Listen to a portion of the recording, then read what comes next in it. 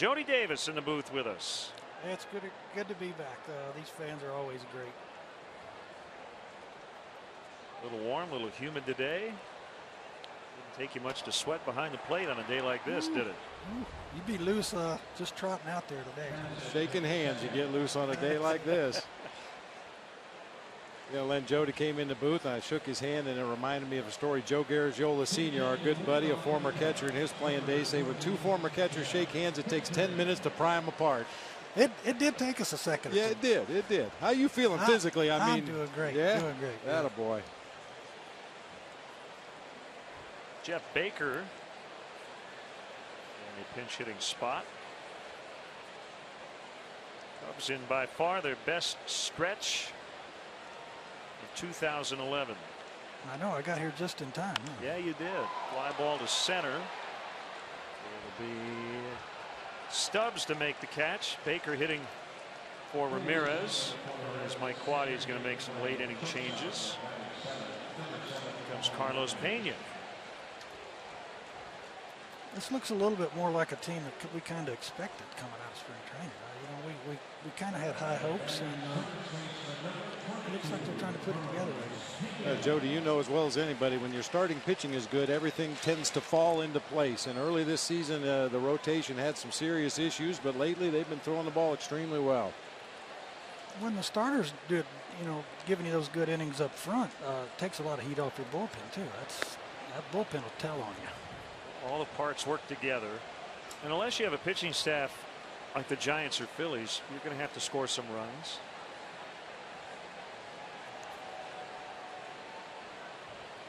I don't know if you had a chance to see Tony Campana's inside the park home run last night, but it kind of reminded me of you, the way he was running the bases. I would have been making a big turn at first. Any inside the park home runs for you, Jody? I hit some inside the park triples where anybody else would have scored.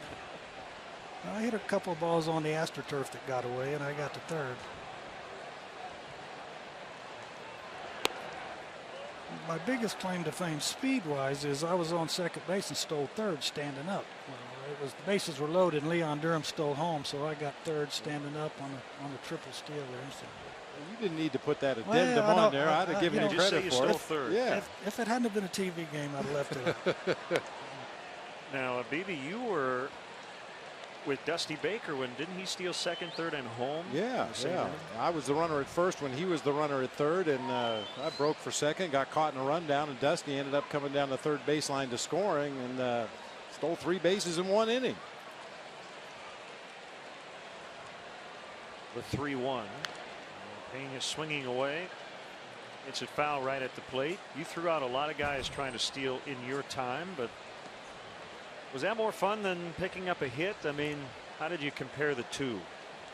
What was better for you? I tried to separate them. You know, I felt like my first job was going out there and catching, calling a good game, and you know, I could throw. So I was not quite good enough to shut them down completely. So they just kept trying. That's you know. Benito back in those days, Santiago, he just shut them down. Nobody would go against Benito. Well, as Pena hits it hard on the ground, and Votto will flip to Massett. Whenever an opposing base stealer steals a base these days, Bob just blames it on the pitcher. It's always anyway. the pitcher's fault. That's always the pitcher. You know, that's what else could it be? I think that's where the game's really changed a little bit, and it may come back now a little bit more speed. Back in those days, it was the running error, and Bob and I just happened to be in the middle of it. I know I was talking to Keith earlier on the radio. I know this grass wasn't this short when the Cardinals came in here. That's for sure. The track team in disguise. There's Zonk.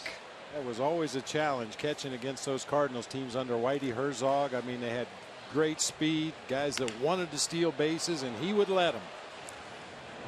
Had Jack Clark and Darryl Porter, the only two that wouldn't run. Yeah. Jody, always a pleasure. Thanks for stopping by as the Cubs lead big late. Talk to you soon. It's great to be back. It's Jody.